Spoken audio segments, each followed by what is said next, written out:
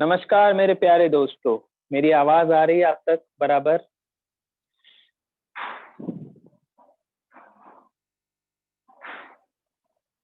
ठीक है, तो लेक्चर शुरू करते हैं। वैसे भी हम लोग बहुत लेट ज्वाइन हुए हैं। नरेंद्र सर ने मुझे बताया था कि उन्होंने पिछले लेक्चर में निसर्ग वैभव ये पोयम पढ़ाई थी, तो हम लोग अब उसके आगे पेज नंबर 64 पे शिष्टाचार से शुरुआत करेंगे। मैं पढ़ाने वाला हूँ भीष्म साहनी की कहानी शिष्टाचार।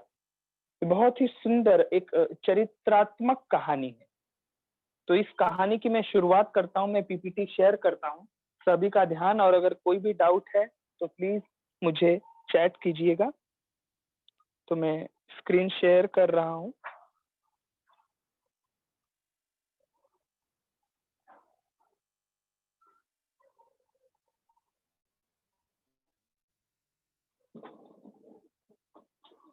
तो सभी को मेरी आवाज सुनाई दे रही है? तो मैं शुरू करता हूँ आज की हमारी कहानी, आज का हमारा अगला पाठ, जिसका नाम है शिष्टाचार।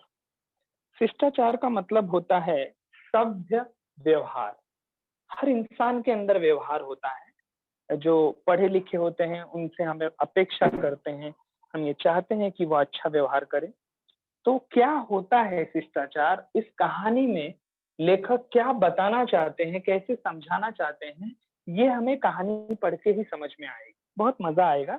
ये एक चरित्रात्मक कहानी है, मतलब चरित्र को बहुत सुंदर तरीके से इसमें एक शब्दों के माध्यम से बताने की कोशिश की गई है, क्योंकि जीवन की किसी भी घटना को, चरित्र को हमें कहानी में पिरोकर ही बताते हैं।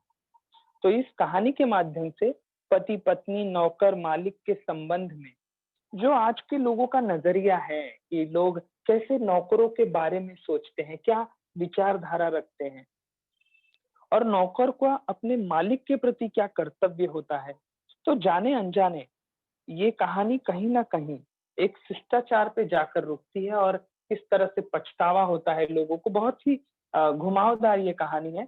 सुनाई देगी तो आपको बहुत सरलता से समझ में आएगी। तो कहानी की शुरुआत करते हैं। भीष्म साहनी जी ने इसे लिखा है। कहानी का पहला पेज, पेज नंबर 64 पे है। लेखक यहाँ लिखते हैं कि जब 3 दिन की अनथक खोज के बाद बाबू राम गोपाल एक नौकर ढूंढ कर लाए, तो उनकी क्रुद्ध श्रीमती और भी बिगड़ उठी और भड़क गई। अनथक यानी बिना थके, खोज यानी पूरा ढूंढ कर, बहुत मेहनत के बाद 3 दिन तक बिना थके राम गोपाल बाबूजी ने बहुत मेहनत के बाद एक नौकर ढूंढा। और उसे ढूंढकर जब वो अपने पत्नी के समक्ष पहुंचे कि ये देखो मैंने काम कर लिया, एक नौकर ढूंढ लिया, तो उनकी पत्नी क्रुद्ध थी। एक तो पहले से ही गुस्से में थी, नौकर मिल नहीं रहा था, उनको काम करना पड़ रहा था, इसलिए वो क्रुद्ध है। उनकी श्रीमती पहले से ही क्रोधित है, लेकिन उस नौकर को देखते ही और बिगड़ गई। उनका पारा और हाई हो गया। पलंग पर बैठे बैठे, पलंग यानी बेड, उस बेड पर बैठे बैठे उन्होंने नौकर को सिर से पांव तक देखा, मतलब ऊपर से नीचे पूरा ऑब्जर्वेशन किया कि ये बंदा है कैसे, और देखते ही मुंह फेर दिया, पूरा इग्नोर कर दिया, उपेक्षित कर दिया। ऐसा नौकर नहीं चाहिए। मतलब पत्नी और भी इसीलिए भड़क गई। अब राम गोपाल बाबू करे तो करे क्या? 3 दिन की मेहनत के बाद तो किसी तरह एक नौकर मिला था। अब पत्नी को वो भी पसंद नहीं आया, तो पत्नी ने सीधा बहुत अच्छे शब्दों में जवाब दिया कि ये बनमानुस कहाँ से लेकर चले आए, कहाँ से पकड़ लाए हो? अरे इससे मैं काम लूंगी या इसे लोगों से छिपाती फिरूंगी? मतलब ये बंदा मेरे घर पे काम करेगा कि मैं इसको लोगों से छिपाऊंगी, क्योंकि इसका चेहरा देख के तो आधे लोग डर जाएंगे। बनमानुस मतलब आदिवासी, आदि मानव, चिंपांजी की तरह। चिंपांजी होते ना, एकदम उनका ओठ बड़ा बड़ा, आंखें और माथा ऐसा, एकदम जंगली आदमी तुम पकड़ लाए हो। अब मैं इससे क्या कराऊं? कैसे ये काम करेगा? लोग इसको देख के डर जाएंगे। तब इस बात का उत्तर बाबू राम गोपाल ने दिया। अरे जानती हो, तलब क्या होगी? तलब यानी वेतन, पगार। अरे केवल 12 रुपए, 12 रुपए में इतना अच्छा नौकर तुम्हें कहाँ मिलेगा? सस्ता नौकर तुम्हें आजकल कहीं मिलेगा? कभी नहीं मिलेगा ना। इसीलिए मैं इसे पकड़ कर लाया हूँ कि नया है, सिखा दिया जाएगा, अच्छा नौकर बन जाएगा और पैसे भी तो कम लग रहे हैं ना। क्या करें? श्रीमती बोली, तो काम भी वैसा ही कर होगा ना। जब पैसा कम तो क्वालिटी भी कम है, काम भी उसी तरह होगा, जैसा दाम वैसा काम। मैं क्या जानूं? गोपाल बाबू फिर से जवाब देते हैं कि मैं क्या जानूं, नया आदमी है, गांव से अभी अभी अपने गांव से आया है। और श्रीमती जी का भाव और चढ़ गई। मतलब गोपाल जी ने, राम गोपाल जी ने सही कहा कि नया आदमी है, गांव से आया है, अगर कम पैसा ले रहा है, थोड़ा सिखाना पड़ेगा। लेकिन श्रीमती जी तो और भड़क गई। अरे तो मतलब इससे मैं काम करना मैं सिखाऊंगी, अब मुझ पर इतना दया करो, मैं काम तो सिखा लूंगी, लेकिन जो किसी दूसरे नौकर की खोज में रहो, मतलब दूसरा नौकर ढूंढते रहो, तब तक मैं इससे काम चलाती हूँ, पर ये नौकर मुझे नहीं चाहिए। इससे मैं काम चलाऊंगी, कुछ दिन इससे काम करवाऊंगी, लेकिन जब तक नया नौकर नहीं मिलता तब तक मुझे और अच्छा नौकर चाहिए, थोड़ा पढ़ा लिखा हो। कहने का मतलब थोड़े उसके ना चाल ढाल अच्छे हो, थोड़े से उसमें देखने में सुंदरता हो। अब जॉन अब्राहम जैसा नहीं चाहिए, लेकिन थोड़ा ठीक ठाक हो। ये एकदम गांव के गंवार की तरह है और बदसूरत है, तो ऐसा नौकर नहीं चाहिए। अब क्या किया जाए? ये पहला पैराग्राफ हुआ। मतलब इस पहले पैराग्राफ में हमने देखा कि राम गोपाल ने एक नौकर लाया, गांव का वो बंदा है और कम पैसे में मिल रहा है, लेकिन पत्नी को उसका चेहरा देखकर घिन आ रही है, उसको देख के नफरत हो गई है कि इतना बदसूरत नौकर तो मुझे नहीं चाहिए, लेकिन जब तक कोई नौकर नहीं है तो इससे हम काम चलाएंगे, पर आप नया नौकर ढूंढते रहिए। तो यहाँ तक हमने ये पढ़ा। कहानी में नौकर, मालिक और मालकिन की बहुत अच्छी शुरुआत हुई है। तो आगे हम लोग पहुंच रहे हैं, अगले पेज में चलेंगे। गोपाल तो ये सुनकर अपने कमरे में चले गए कि हाँ जो करना है करो, क्योंकि पति बेचारा मासूम क्या करे, वो समझ रहा है कि मेरी तो कुछ है नहीं। और श्रीमती अब नौकर को समझाए, दहलीज पर खड़े नौकर का कुशल क्षेम पूछने लगे। दहलीज मतलब चौक, आप घर के अंदर एक लकड़ी है जिसको हम लांग कर घर के अंदर आते हैं, दहलीज कहते हैं। तो उसे वो दूर से ही, वो बेचारा वहीं खड़ा है, ये पलंग पे ही बैठी है, हाल चाल कुशल क्षेम पूछने लगी। नौकर नाम था, कि मेरा नाम हेतु और शिमला के नजदीक गांव से आया था। ये जानकारी मालकिन को मिल गई। अब उसका हुलिया देखिए कैसे है, लेखक बहुत सुंदर। उसका नाक, छोटा माथा, बहुत ज्यादा बड़ा माथे वाला नहीं, छोटा माथा, चपटी नाक, बेतरह के दांत। बेतरह मतलब कोई दांत आगे कोई पीछे, मतलब एकदम एक लाइन में नहीं, कतार में नहीं। और मोटे हाथ, छोटा कद, मतलब मोटा है। श्रीमती ने गलत नहीं कहा था। लेखक कहते हैं जो वो नाराज हुई, क्रुद्ध हुई, ये बात सही कि दांत के असाधारण, बहुत अच्छे नहीं, ये एकदम सही है। दिखने में तो वो एकदम कुरूप ही था। नाम पता पूछ चुक होने के बाद, पूरा पूछ लेने के बाद श्रीमती जी ने दाएं हाथ की उंगली पिस्तौल की तरह हेतु की छाती की तरफ दागते हुए, ऐसे इशारा करते ना दूर से, है यू, इधर सुनो, ठीक उसी तरह उन्होंने छाती की तरफ ऐसा बंदूक से उंगली, जैसे हम लोग उंगली से बंदूक बनाते, वैसे उन्होंने ऐसा निशाना दिखा और कहा कि सुनो, अब दोनों कान खोलकर सुन लो। मतलब ये कहानी हमें डायलॉग में ज्यादा मिलेगी, तो मैं ज्यादा एक्सप्लेन नहीं करूंगा, तो भी आपको समझ में आएगा। जो कठिन शब्द होगा मैं बताते चलूंगा।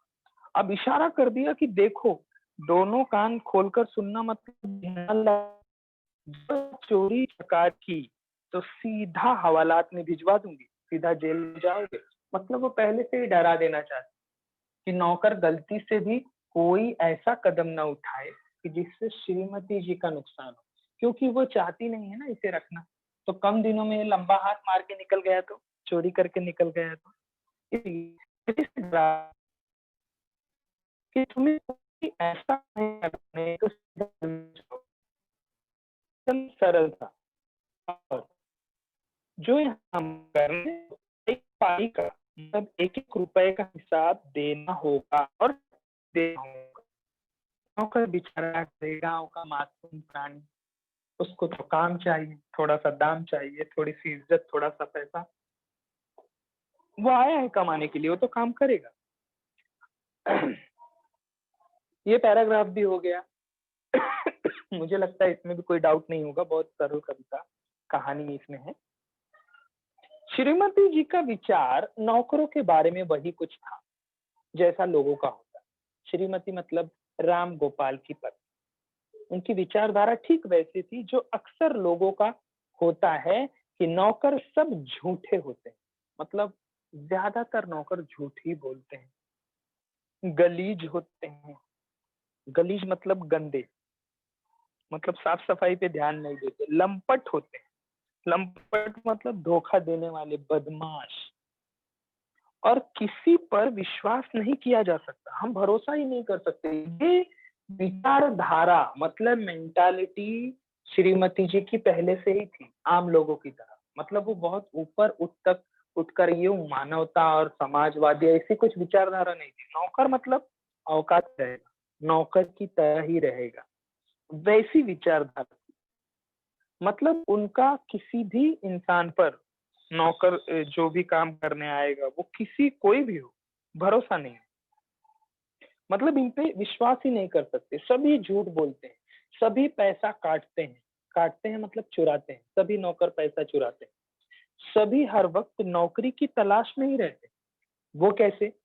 जो अगर मिल जाए, कहीं किसी बड़े सेठ ने बोल दिया कि तुम मेरे घर पे आ जाओ, मैं तुम्हें काम दूंगा, तो उसी वक्त घर से बीमारी की चिट्ठी मंगवा लेंगे कि मेरे घर से चिट्ठी आई है साहब, मुझे जाना है। और जाएंगे घर नहीं, सीधा नए काम पे जाएंगे जहां मालिक से या सेठ से बात करके वो आए हैं। इस तरह का इनका व्यवहार होता है, ये कोई जिम्मेदारी नहीं देते। ऐसा विचारधारा श्रीमती, समझ में आ रहा है हमने जो पढ़ा, ये विचारधारा रखती है नौकरों के प्रति।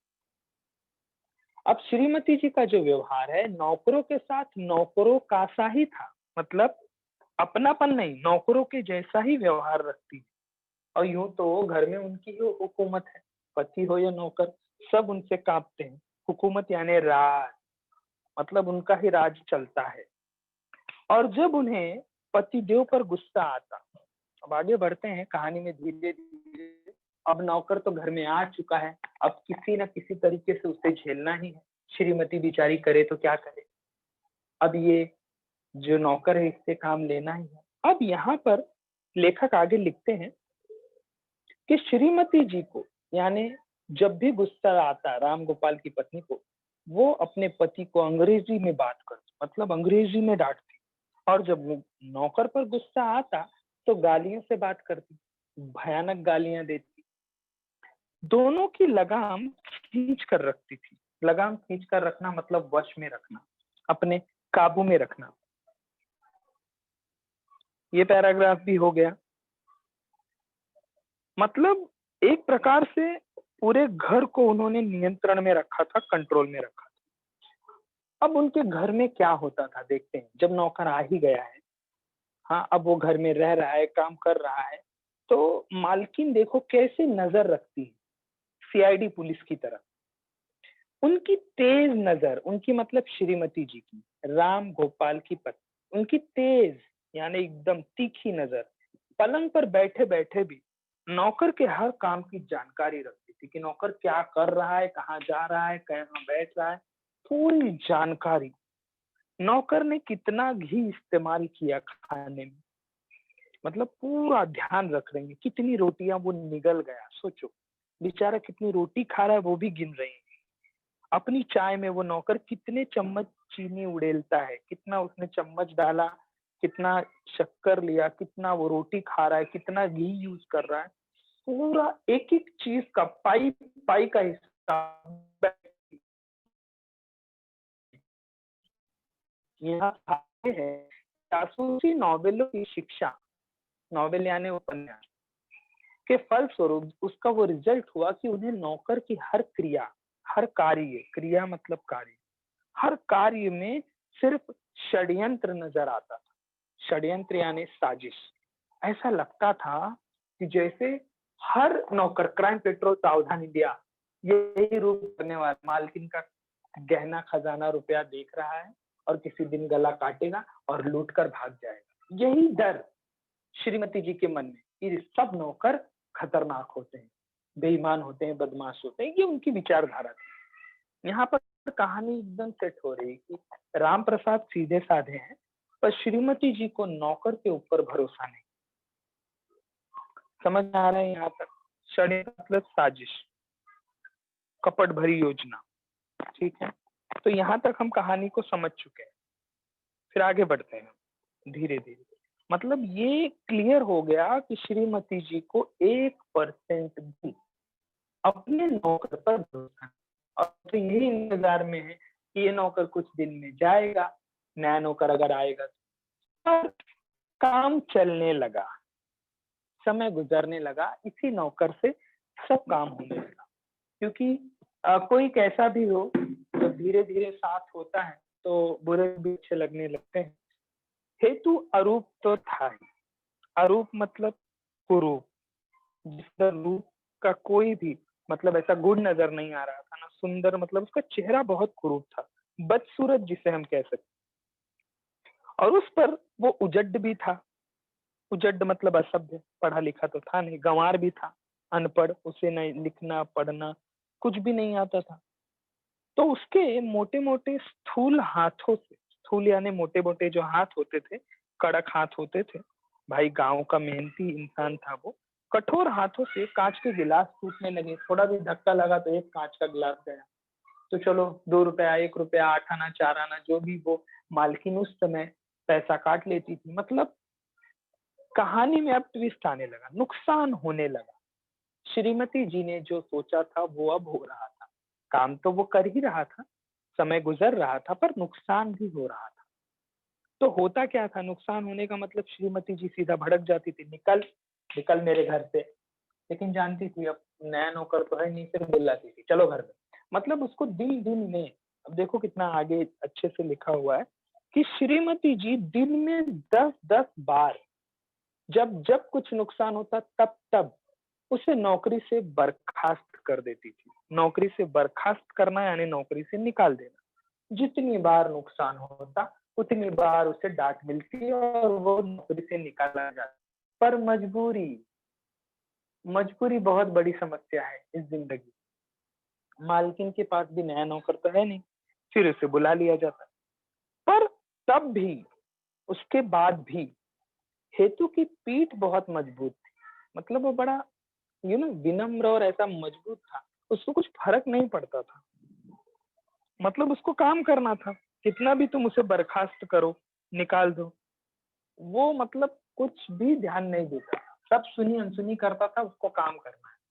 कितना भी दिन चिल्लाते रहो, भड़कते रहो। अब धीरे धीरे दिन कटने, समय गुजरने लगा और बाबू राम गोपाल की खोज पूरी तरीके से दूसरे नौकर के लिए शिथिल पड़ गई। शिथिल यानी शांत, ठंडा। राम गोपाल बाबू को जो उनकी श्रीमती ने कहा था कि नया नौकर चाहिए, तब तक हम इससे काम चलाएंगे, वो सब बंद हो गया। क्योंकि राम गोपाल देख रहे हैं ना, पूरा काम तो ये हेतु कर रहा है ना। अब जरूरत क्या है नए नौकर की? बेचारा एक तो सीधा साधा है, नुकसान करके गाली भी खाता है। मतलब यही नौकर काम चल रहा है। नौकर उजड्ड है और अरूप भी था, कुरूप भी था, बदमाश तो नहीं था, पर उसको इतना समझ नहीं थी, इतना पढ़ा लिखा, इतना तेज तर्राक नहीं था। और दिन में केवल 2 बार ही खाता था। सोचो उसके खाने का भी काउंटिंग पूरा, कितनी रोटियां, कितना दाल चावल, मतलब कम खाता था, कम खर्चा, ना ज्यादा कपड़े का खर्चा, हाँ ना बहुत दवाई का खर्चा। तो सस्ता था नौकर, बहुत सस्ता था। और उस पर वेतन केवल 12 रुपए। ये बड़ी खुशी की बात थी। पति पत्नी थोड़े खुश थे कि चलो नुकसान हो रहा है, सीख जाएगा, पर पैसा तो बहुत कम ले रहा है ना, कोई दिक्कत नहीं, कोई समस्या नहीं। तो आगे बढ़ते हैं, ये पैराग्राफ हमें समझ में आया।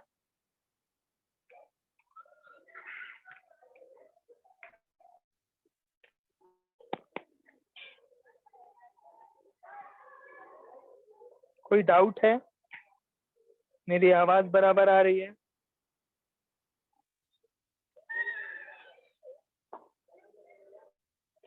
अच्छा, मेरी आवाज ब्रेक हो रही है?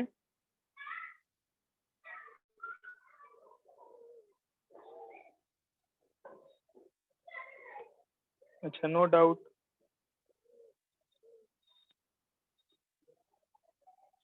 अच्छा, आवाज क्लियर है, चलेगा। वही मुझे देखना था बीच में आके। कद का मतलब होता है हाइट, कद मतलब उसकी हाइट बहुत छोटी थी।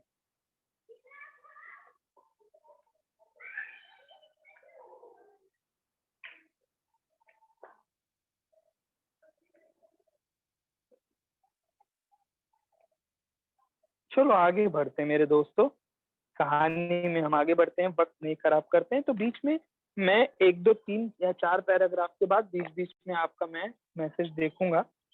कितने लोगों ने बहुत सारा मैसेज किया है, पर वो समझ में नहीं आ रहा है। एक पूछ रहे हैं पद यात्रा,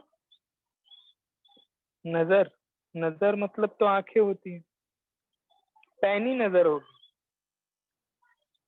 पैनी नजर मतलब तेज नजर। पलंग पर, पलंग यानी बैठने की चारपाई होती है। कद यानी हाइट होता है। और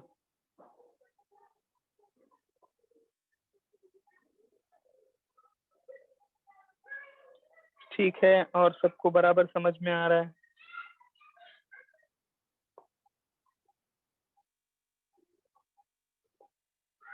चलो हम आगे बढ़ते हैं।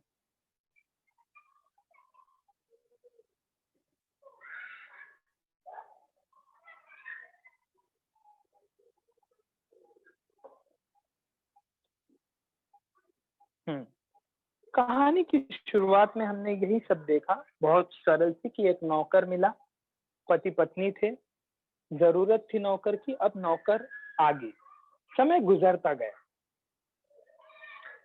अगर वो नुकसान करता, क्योंकि वो सिर्फ 12 रुपये पगार पे वो काम कर रहा, जो किसी चीज का नुकसान करता तो उसकी तनख्वाह यानी पगार से कट जाती, और वो एकदम खुशी खुशी वो पगार से काटने के लिए राजी हो जाता, क्योंकि उससे नुकसान हुआ है। क्या करे, दिन गुजरने लगा, बीतने लगे, समय भागने लगा, हेतु के कपड़े मैले होकर जगह जगह से फटने लगे, क्योंकि नया कपड़ा तो इन लोगों ने दिया नहीं।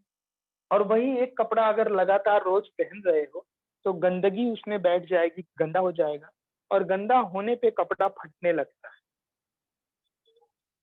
हाँ, थोड़ा मुंह का रंग और गहरा होने लगा, मतलब कलर और काला होने लगा।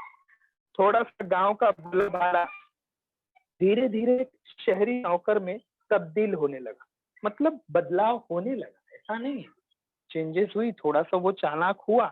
तब्दील होना यानी परिवर्तन होना। लेकिन उससे नुकसान भी बहुत हुआ, उसने काम सीख लिया।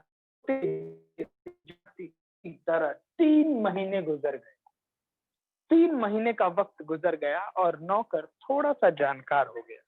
और कहते हैं ना, धीरे धीरे इंसान के पास इतना वक्त नहीं है कि एक ही चीज पे रोज ध्यान देता रहे। जिंदगी में बहुत सारे काम है और बहुत सारा वर्क है। भीष्म महाराज ने बहुत सुंदर बातें लिखी हैं, पर कहते हैं ना कि ध्यान हटा और दुर्घटना घटा। यहाँ पहुंचकर 3 महीने के बाद श्रीमती जी से एक बहुत बड़ी भूल हो गई, एक गलती हो गई। उन्होंने ऐसा सोचा नहीं था कि ऐसा भी होगा, एक गलती कर गई। श्रीमान और श्रीमती जी का एक छोटा सा बालक था, तो यही कोई 4 8 बरस का होगा, मतलब उसकी उम्र बढ़ रही थी, 7 8 साल का लमसम रहा होगा। क्लियर नहीं दिया है, 4 8 बरस मतलब क्लियर नहीं है, 6 7 साल का भी हो सकता है, 8 साल का भी हो सकता है। तो वो एक छोटा सा बच्चा था, उनका बेटा था।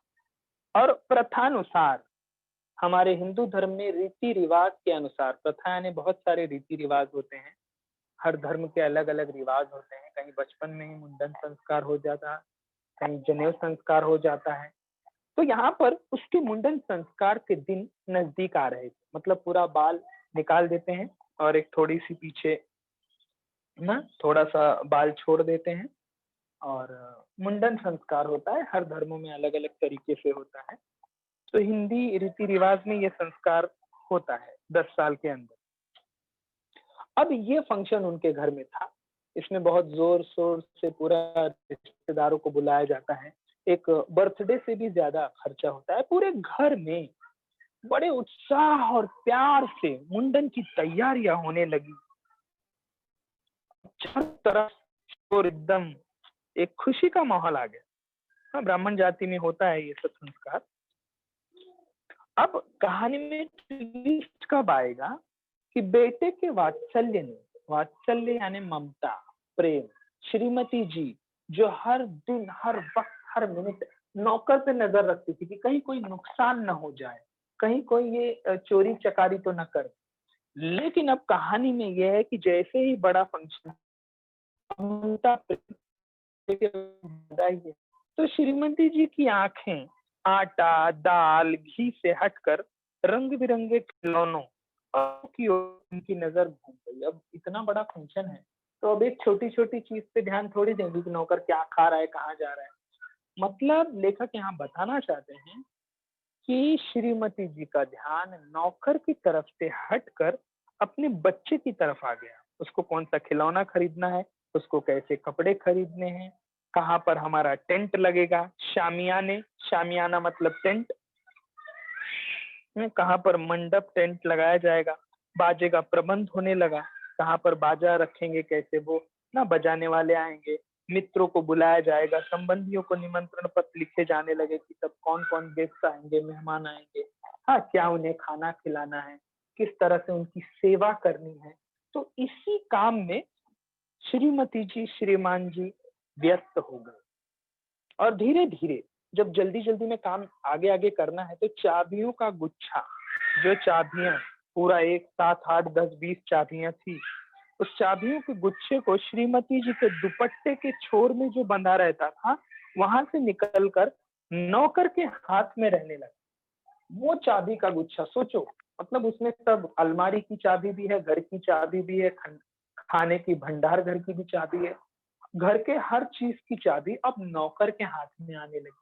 क्योंकि यार घर का काम कर रहा है, चलो मंडप सजा रहे हैं या कपड़ा खरीदने गए तो अब बार बार तो थोड़ी नौकर बोलेगा ये सामान चाहिए तो चलो मैं आती हूँ, तो वो चाबी देने लगी, ये लो तुम्हें खोल के ले लो। अब 3 महीने में नौकर थोड़ा विश्वास के काबिल हो चुका था कि ये तो अब ना अच्छा नौकर है, ये हमारा सब कुछ जान गया, काम धाम इसको सिखा दिया। हाँ, वो अब थोड़ा चालाक हो चुका था। तो इन लोगों ने उस पर भरोसा करना शुरू कर दिया और यहीं पर खा गए धोखा। अब होगा क्या देखो। आखिर वह दिन आ पहुंचा, चारों तरफ से शोर, एक अलग ही बड़ा फंक्शन। श्रीमान और श्रीमती के घर के सामने बाजे बजने लगे, मतलब एकदम बढ़िया, एकदम शोर शराबा, डिस्को डांस, एकदम ना ताशे नगाड़े सब बजने लगे चारों तरफ से, ना गाड़ियां बड़ी बड़ी आने लगी। मित्र संबंधी, दोस्त और रिश्तेदार मोटरों से टांगों पर बच्चों के लिए उपहार लेकर आने लगे। चारों तरफ से लोग गिफ्ट लेकर आ रहे हैं, ना एकदम बड़ी बड़ी गाड़ियां आ रही है, टांगे आ रहे हैं, मतलब एकदम बहुत अच्छा माहौल हो गया। तो ये पैराग्राफ आपको ये पूरा आपको समझ में आया होगा। हम आगे बढ़ेंगे अभी। अब फूलों और फानूसों, मतलब फूल सजाए हैं रास्ते में, फानूस मतलब झूमर लटकाए हुए हैं। मित्र मंडली के हास्य विनोद से घर का वातावरण जैसे खिल उठा है।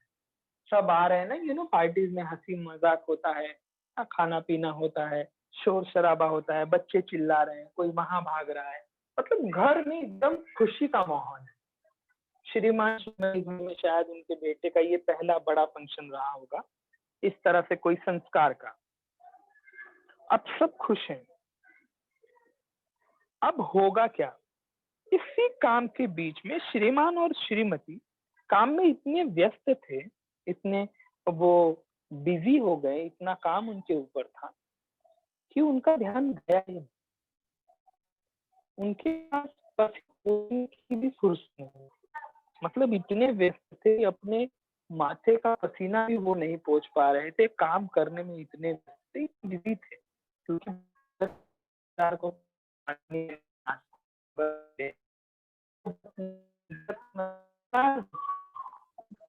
प्रेशर को तो बाहर निकले नहीं। और एक बात, ठीक उसी अब 10-20 आने वाला है, ध्यान से सुनो। ठीक उसी इतना काम है, इतने लोग जमा, इतना बड़ा फंक्शन है, ठीक उसी समय मेन टाइम में हेतु कहीं बाहर से लौटा और सीधा श्रीमान के सामने आकर खड़ा हो गया और उसने पहला एकदम बढ़िया सा शब्द निकाला, हुजूर मुझे छुट्टी चाहिए, मुझे घर जाना है, मुझे नहीं रहना यहाँ, मुझे बहुत जरूरी है, मुझे छुट्टी दे दो। अब सोचो, अब नौकर को, एक तो 3 ही, श्रीमान श्रीमती और नौकर, इतना बड़ा फंक्शन और मेन टाइम पे कोई नौकर आके बोले कि मेरे को छुट्टी चाहिए, मुझे अभी घर जाना है, तो क्या लगेगा ना तुम्हें? कोई भी होगा तुरंत भड़क जाएगा। और उसी वक्त ये कहते हैं मुझे छुट्टी चाहिए। श्रीमान बेचारे उसी वक्त दरवाजे पर खड़े अतिथियों का स्वागत कर रहे हैं, आइए आइए आइए आइए शर्मा जी, आइए वर्मा जी, आइए सिंह साहब, आइए मिश्रा जी, सबका स्वागत कर रहे हैं। और उसी समय इतना अनोखा वाक्य, हेतु के इस अनोखे यूनिक ऑसम वाक्य को सुनकर वो हैरान हो गए, लेकिन उन्होंने ध्यान नहीं दिया। चलना बाजू हट, कल छुट्टी चाहिए। तो उन्होंने बहुत अचरज से पूछा, क्या बात है? हाँ, क्या क्या क्या बात है भाई, अभी छुट्टी? नौकर ने कहा, हुजूर मुझे घर बुलाया है, मुझे आप छुट्टी दे दें, बस मुझे कुछ बोलना ही नहीं, मुझे घर जाना है, इसी समय जाना है।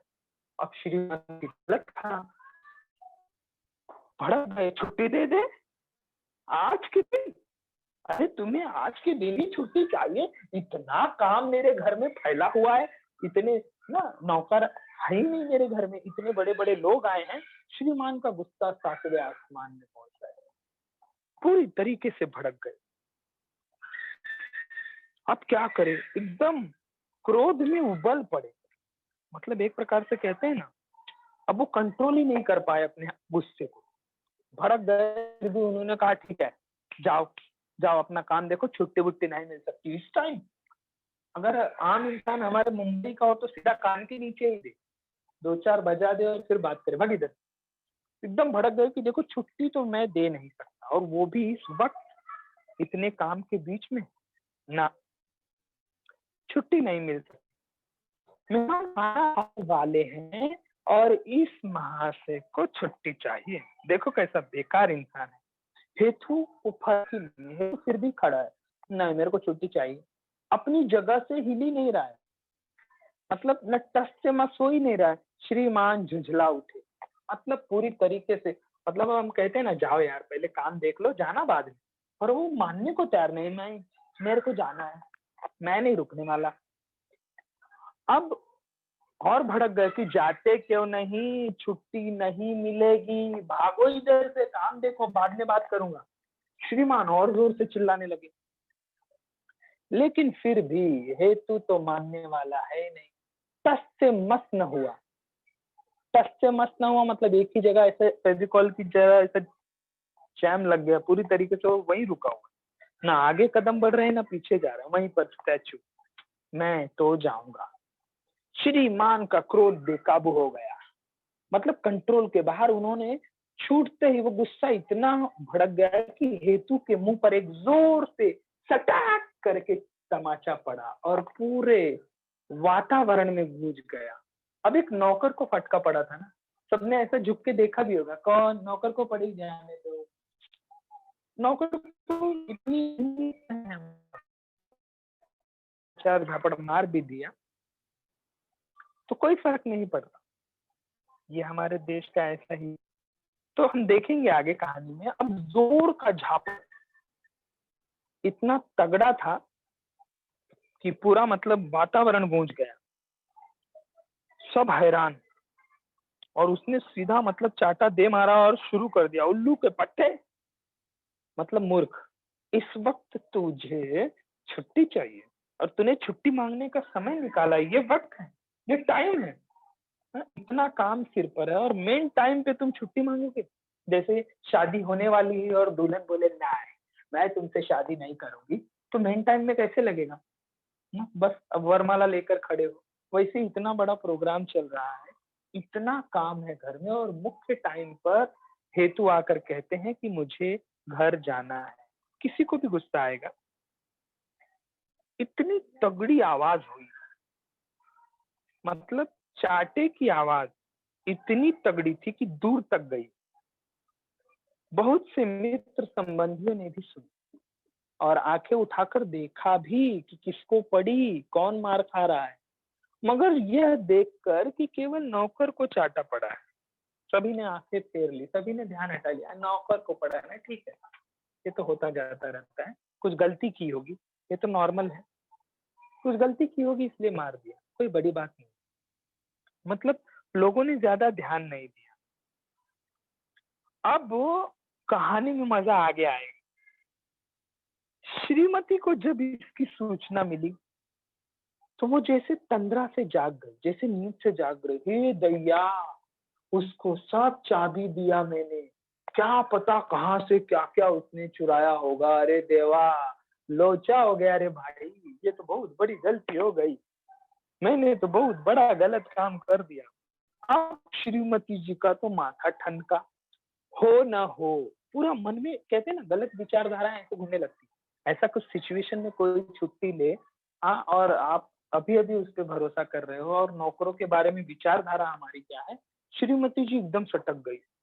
हो ना हो, इसमें कोई भेद है, कोई तो राज है जो ये अभी छुट्टी लेके भाग रहा है। और मैं भी कैसी मूर्ख, मैं कैसी मूर्ख है ना, जो इस लंपट पर विश्वास कर बैठी। लंपट मतलब ये बदमाश। मैं इस पे विश्वास करती रही, सब ताले खोलकर इसके सामने रख दिए, चाबियां भी इसको दे दी। हे भगवान, इसने तो क्या क्या लूटा होगा। अब श्रीमती जी का दिमाग घूमने लगा, ये सब विचारधारा श्रीमती जी के मन में गूंजने लगी। इसने तो सब कुछ चुराना होगा, कहीं रख दिया होगा, और अब ये छुट्टी मांग रहा है और वहीं से लेकर भाग जाएगा। मतलब इसने न मालूम किन किन चीजों पर हाथ साफ किया होगा। हाथ साफ किया होगा मतलब चोरी की होगी। और जो आज ही के दिन इतने काम के वक्त छुट्टी मांगने चला आया, मतलब कुछ तो दाल में काला है ना। मतलब पूरी तरीके से श्रीमती जी को अपनी गलती का एहसास हुआ कि मैंने बहुत बड़ी गलती कर, इसे इतना भरोसा नहीं देना चाहिए। अब क्या किया जाए? अब तो तीर कमान से छूट गया था, अब तो बहुत भारी गलती हो गई। भागी हुई बाहर आई, बेचारी घर में काम कर रही थी, सबको ना सेवा आओ भगत कर रही थी, भाग भाग कर आई। बरामदे में खड़ी होकर हेतु को फटकारने लगी। हाँ, तेरे को समझ में नहीं आता, अब जो गाली विली दी होगी इंग्लिश मराठी में, भयंकर भयंकर प्यारी प्यारी बातें उसने समझाई होगी। उन्होंने वो कुछ कह डाला, सब कुछ कह डाला जो हेतु के कानों ने पहले कभी सुना ही नहीं। सब सब पूरी तरीके से उसकी तो हालत खराब कर दी, पूरी तरीके से डांटना शुरू कर दिया। जो हेतु के कानों ने कभी ना सुनी होगी, इतनी सारी बातें सुना दी। लेकिन कुछ एक संबंधी इकट्ठा हो गए, रिश्तेदार आ गए। क्या हुआ क्या हुआ? क्योंकि संबंधी की समस्या क्या होती है रिश्तेदारों की, कि यार ये झमेला जल्दी से हटे, हम आराम से शांति से खाए पिए और घर जाए। क्योंकि रिश्तेदारों को, मित्रों को घर के इस बवाल से कोई मतलब नहीं है, वो तो सिर्फ अपने पार्टी एंजॉय करना चाहते हैं। तो उन्होंने जलसे में विघ्न पड़ता देखकर, ये इतने बड़े फंक्शन में परेशानी, बाधा, रुकावट आ रही है, तो श्रीमान जी को समझाने लगे कि एक ने हेतु से पूछा, क्यों घर क्यों जाना चाहते हो, क्या काम है, बोलो क्या काम है। हेतु ने धीरे से कह दिया, जी काम है, जाना है मुझे। बहुत जरूरी है, मेरे को जाना है। तो इस पर श्रीमती जी को और गुस्सा आ गया, और भड़क गई। होगा ही ना, अभी इतना काम है और ये भाई मुंह लेकर चले आए हैं, घर जाना है, घर जाना है। मतलब इस मेन टाइम पे अभी तुरंत जाना है। ये भी नहीं कि मैं चलो काम कर लेता हूँ, कल सुबह चला जाऊंगा, नहीं, अभी के अभी जाना है। सब गुस्सा इस बात का था, मगर बाकी लोग तो बात को निपटाना चाहते थे कि भाई झगड़ा खत्म हो, समाप्त हो। कर परे हटा दिया गया, चलो तुम उधर बैठो। परे मतलब दूर, उनको साइड में एक दूर कर दिया गया है कि देखो तुम वहां जाके बैठो, हम अभी बात करते हैं, फिर एक निर्णय लेते हैं, फिर आपको हम घर आने देंगे। परेशान मत रहो, फंक्शन में विघ्न मत डालो, परेशानी मत डालो। फिर पति पत्नी में परामर्श हुआ, बातें हुई, सलाह मशवरा दोनों ने लिया, डिस्कस किया। दोनों इस नतीजे पर पहुंचे कि इस वक्त चुप हो जाना ठीक है। हमारे घर में बहुत सारे मेहमान आए हैं, रिश्तेदार आए हैं। एक निर्णय लिया, एक रिजल्ट किया कि हमें इसको जाने देना चाहिए। तो मुंडन हो जाने दो, फिर इसके बारे में हमको डिस्कस करेंगे। संस्कार पूरा हो जाने दो, फंक्शन पार्टी हो जाने दो। लेकिन हेतु को तो भाई घर ही जाना है, मेरे को तो जाना है, उसको तो कुछ सूझ ही नहीं रहा है। हेतु बजाय इसके कि फिर से काम में जुट जाए, चलो अभी मालिक ने बोला है तो कुछ ना कुछ करेंगे, थोड़ा काम कर लेता हूँ, फंक्शन खत्म होने दो, रात को निकल जाऊंगा। पर हेतु मानने को तैयार नहीं, बरामदे के एक कोने में जाकर बैठ गया। न हूं, न हाँ, न हाँ, ना कुछ नहीं। मतलब उसको जाना ही है, तुम कुछ भी करो, तुम्हारा कोई भी प्रॉब्लम हो, आई डोंट नो, बट मुझे जाना है। नौकर का एक ही कहना। चुपचाप इधर उधर ताकने लगा, देखने लगा, सब परेशान। अब श्रीमान ने देखा, इतने पर भी श्रीमान आपे से बाहर होने लगे। मतलब और भड़क गए, अरे यार इसको तो समझ में ही नहीं आ रहा है, बहुत गुस्सा हो गए। इतना मैंने इसको मारा, फिर भी ये समझ नहीं रहा, काम नहीं कर रहा है, बैठे रहेगा ऐसे। इतने बड़े फंक्शन में मैंने इसको बुलाया है, रखा है, हमारे घर का नौकर है, अब मेन टाइम में ये क्या चाहता है। पहले तो उसे देखते रहे कि ये कुछ काम करेगा कि नहीं, फिर उसके पास जाकर उससे जोर से कड़क कर बोले, काम करेगा या मैं किसी और को बुलाऊं, बोल तू पहले, तू पहले बोल, दिमाग खराब है, तो काम कर रहे कि नहीं। हेतु ने फिर वही रट लगाई, साहब मुझे जाने दो, मैं जल्द लौट आऊंगा, मुझे काम है, मुझे जाने दो, मैं नहीं रुकने वाला, मुझे बहुत जरूरी काम है, बहुत परेशान हूं मैं। अब हेतु का तो वो रिकॉर्डिंग उसी में अटका हुआ है, मेरे को जाना है, मेरे को जाना है, मेरे को रुकना ही नहीं। मतलब वो मानने को तैयार नहीं। अब क्या हो, मेरी आवाज सुनाई दिया आप लोग?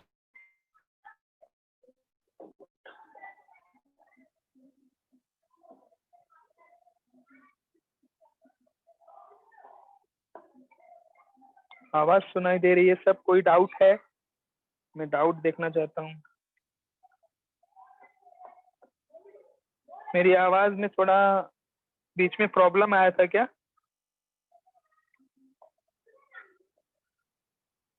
अच्छा, ठीक है मेरे दोस्तों। अच्छा, समझ रहा है ना, इसीलिए मैं थोड़ा आराम से बता रहा हूँ कि जिससे आपको पूरा समझ में आ जाए। ठीक है। ठीक है, चलो हम आगे बढ़ते हैं, कहानी को देखते हैं। अब मजा आएगा कि हमें समझ में आएगा कि कारण क्या है, हेतु क्यों जाना चाहता है। मतलब हेतु टस से मस हो ही नहीं रहा है। वो अगर चोर है तो निश्चित है उसने चोरी करके सामान रखा होगा, अब यहाँ से छुट्टी मिलेगी तो सीधा सामान लेके 1 2 का 4। लेकिन अब हो क्या रहा है, कुछ किसी को समझ में नहीं आ रहा। आखिर में जब हेतु बार बार रटने लगा कि ना मुझे तो जाना ही है, मैं तो रुकने वाला नहीं हूँ।